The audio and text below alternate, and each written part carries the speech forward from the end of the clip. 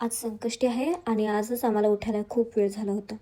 त्यात क्रिशू पण माझ्यासोबतच उठली होती, त्यामुळं तिच्यासोबतच मग ब्रश केला आणि आवरलो, आंघोळ वगैरे आवरली.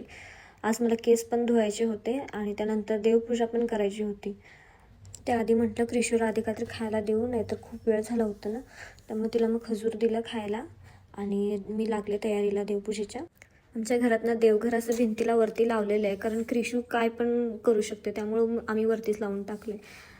देव व्यवस्थित क्लीन केले आणि देवघरात मांडून घेतले. बघा साईडलाच बसले मॅडम. सगळ्याच लहान मुलांना देव हातात घेऊन खेळायला काय आवडते काय माहीत, कारण ती पण तेच करत होती. असं सगळं झालं, आवरलं आणि झाडांना पाणी वगैरे घातलं.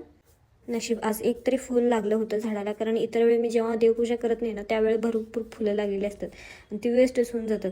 आणि ज्या दिवशी पूजा केल्या त्या दिवशी एकच लागले, ते पण गणपती बाप्पांच्या फेवरेट लागले म्हणून बरं.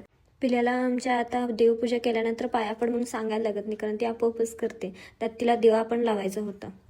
रडायला नको म्हणून दिवा तिला लावायला त्यातलं तेल तिनं सांडून ठेवलं. देवपूजा तर आवरली, पण पोटाचं काय आणि निवेद्याचं काय, त्याच्यामुळे मग खिचडी करायला घेतली.